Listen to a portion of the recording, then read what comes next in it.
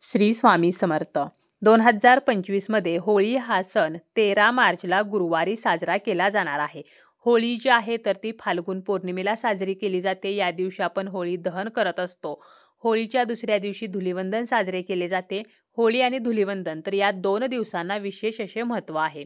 हा सण जो आहे तर तो 5 दिवसांचा सण असतो. होळीपासून रंगपंचमीपर्यंत होळी साजरी केली जाते आणि भारतामध्ये वेगवेगळ्या भागामध्ये त्या भागानुसार होळी साजरी करण्याची पद्धत आहे.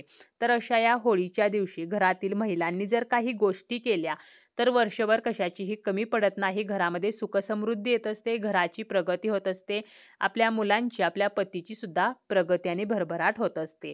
तर कोणकोणत्या गोष्टी आपण या होळीच्या दिवशी करू शकतो याचीच माहिती आपण आजच्या या व्हिडिओमध्ये पाहणार आहोत. व्हिडिओला सुरुवात करण्याअगोदर तुम्ही जर चॅनलवरती नवीन असाल आणि पहिल्यांदाच माझे व्हिडिओ पाहत असाल तर चॅनलला सबस्क्राईब करा. व्हिडिओ माहितीपूर्ण वाटला तर व्हिडिओला लाईक करा. होळी हा जो सण आहे तर हा अतिशय खास आणि विशिष्ट असा सण मानला जातो. मराठी वर्ष संपताना हा सण जो आहे तर तो येत असतो. आता या दिवशी आपल्याला काय करायचं आहे? सकाळी लवकर उठायचं आहे, स्नान वगैरे करायचं आहे. स्नान करताना अंघोळीच्या पाण्यामध्ये चिमूटभर हळद आणि थोडंसं कच्चं दूध जे आहे तर ते आपल्याला टाकायचं आहे, ज्यामुळे आपल्या मनातील आणि आपल्या शरीरातील नकारात्मकता जी आहे तर ती नष्ट होत असते. त्यानंतर स्वच्छ वस्त्र परिधान करायचे आहेत. बऱ्याच वेळेला काय होतं की आपण खूप कष्ट करत असतो, परंतु आपल्या कष्टाला हवे तसे फळ मिळत नाही. काही ना काही समस्या आपल्या घरामध्ये सुरू असतात. मग त्या समस्या आर्थिक असतात, पैशासंबंधीच्या असतात किंवा शारीरिक असतात. घरामध्ये सततचे आजारपण असते किंवा त्या मानसिक असतात. म्हणजे घरामध्ये सतत कलह, वादविवाद, मतभेद जे आहेत तर ते सुरू असतात. तर अशा बऱ्याचशा समस्यांचा सामना आपल्याला करावा लागतो आणि म्हणून आपण जर ठराविक दिवशी काही गोष्टी केल्या तर आपल्या कुटुंबाची नक्कीच प्रगती होत असते. आता आपल्याला सकाळी उठल्यानंतर आपलं सर्व आटोपल्यानंतर सर्वप्रथम आपल्या मुख्य दरवाजावरती काय करायचं आहे तर हळदीचं किंवा ओल्या कुंकवाचं स्वस्तिक चिन्ह जे आहे तर ते काढायचं आहे. स्वस्तिक चिन्ह हे आपल्या हिंदू धर्मामध्ये अतिशय शुभचिन्ह मानले जाते आणि स्वस्तिक जेव्हा आपण मुख्य दरवाजावरती काढतो त्यावेळेला बरीचशी नकारात्मकता ही नष्ट होते. तसेच आपल्याला काय करायचं आहे, आपला जो उंबरठा आहे तर त्याला हळदीचं लेपन करायचं आहे. हळद, गोमूत्र हे एकत्र आपल्याला मिक्स करायचं आहे. यामध्ये आपण थोडंसं गुलाबजल सुद्धा टाकू शकतो आणि याचं लेपन आपल्या उंबरठ्याला करायचं आहे. उंबरठ्यावरती आपण रांगोळीच्या साहाय्याने एका बाजूला लक्ष्मीची पावले, एका बाजूला स्वस्तिक किंवा अष्टदल कमळ तर अशी काही शुभचिन्हे जी आहेत तर ती सुद्धा काढू शकतो. यामुळे सुद्धा बरेचसे दोष नष्ट होतात, नकारात्मकता जी आहे तर ती नष्ट होते.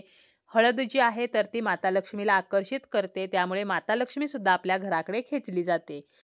त्यामुळे आपल्या उंबरठ्याला हळदीचे लेपन करायचं आहे आणि मुख्य दरवाजावरती स्वस्तिक हे काढायचे आहे.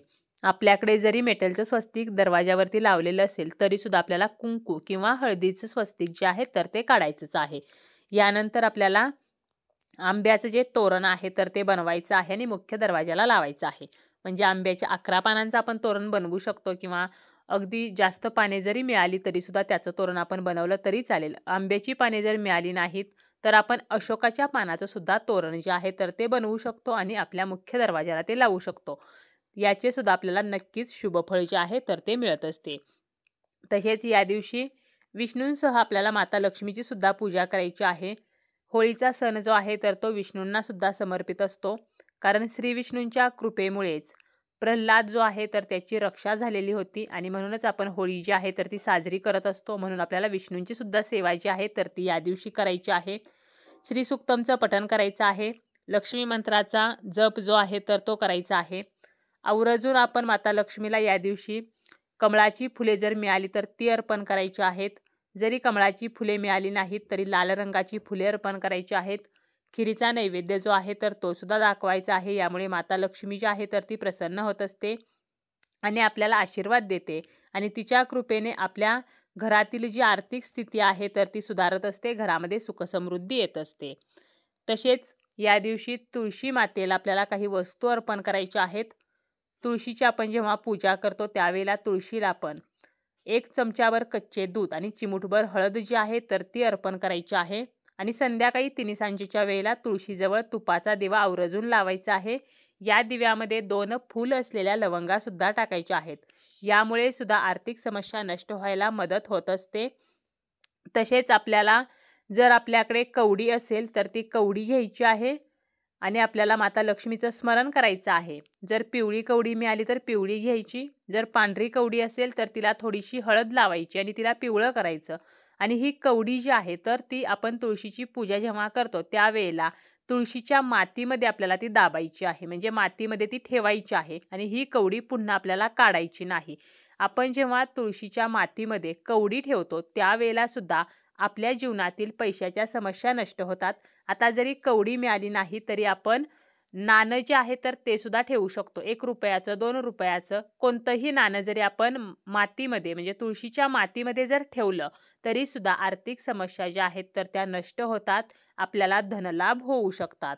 त्यानंतर आपला जो मुख्य दरवाजा आहे त्या मुख्य दरवाजाबाहेर आपल्याला 2 चौमुखी दिवे जे आहेत तर ते लावायचे आहेत. ज्याप्रमाणे आपण होळीच्या दिवशी लक्ष्मी मातेची विधिवत पूजा करायची आहे त्याचप्रमाणे आपल्या कुलदेवीची सुद्धा विधिवत पूजा करायची आहे. कारण जर आपण कुलदेवीची पूजा नाही केली किंवा कुलदेवीची सेवा नाही केली आणि इतर कितीही देवदेव केले, कितीही अनुष्ठाने पारायणे केली तरी सुद्धा आपल्या कुटुंबाची प्रगती जी आहे तर ती होणार नाही. म्हणून कुलदेवीची सुद्धा सेवा जी आहे तर ती आपल्याला करायची आहे. तसेच आपल्याला अजून एक अतिशय प्रभावी उपाय जो आहे तर तो करायचा आहे. यासाठी 11 लवंगा घ्यायच्या आहेत. लवंगा अखंड आणि फूल असलेल्या असाव्यात. 11 विड्याची पाने घ्यायची आहेत. 1 खोबऱ्याची वाटी घ्यायची आहे.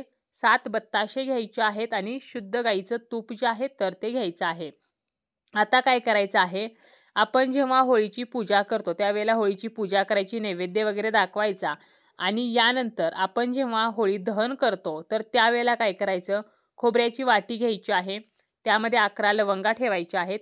त्यावरती थोडंसं तूप आपल्याला सोडायचं आहे आणि त्यावरती आपल्याला 7 बत्ताशे ठेवायचे आहेत. यानंतर 11 विड्याची पाने आपल्याला एकत्र घ्यायची आहेत. म्हणजे एकावरती एक अशी 11 विड्याची पाने घ्यायची आणि त्यावरती ही खोबऱ्याची वाटी जी आहे तर ती ठेवायची आहे. तर असं सर्व साहित्य आपल्याला ओंजळीमध्ये घ्यायचं आहे. आपली जी इच्छा आहे तर ती इच्छा बोलायची आहे आणि हे सर्व साहित्य आपल्याला होळीमध्ये अर्पण करायचं आहे. यामुळे सुद्धा आपल्या जीवनातील ज्या समस्या आहेत तर त्या नष्ट होतात. घरामध्ये सुखसमृद्धी येत असते. होळीच्या दिवशी आपण पुरणपोळीचा नैवेद्य बनवत असतो. तर आपण जेव्हा पुरणपोळी बनवतो त्यावेळेला काय करायचं आहे, तर पहिली पोळी जी आहे तर ती आपल्याला गाईसाठी बनवायची आहे. पहिली पोळी ही गाईला, म्हणून पहिली पोळी गाईसाठी बनवायची. त्या पोळीला आपल्याला तूप लावायचं आहे आणि काय करायचं, आपला स्वयंपाक वगैरे झाल्यानंतर तिन्ही सांजेच्या वेळेला काय करायचं आहे, तर ही पोळी जी आहे तर ती एका प्लेटमध्ये घ्यायची आहे आणि या पोळीवरती आपल्याला एक गुळाचा खडा जो आहे तर तो ठेवायचा आहे आणि अशी ही जी पोळी आहे तर ती गाईला खायला द्यायची आहे. आपल्या घरी गाय असेल किंवा आजूबाजूला असेल किंवा आपल्याला जर गोशाळेमध्ये जाणे शक्य असेल तर गोशाळेमध्ये जाऊन आपल्याला हा जो घास आहे तर तो गाईला द्यायचा आहे.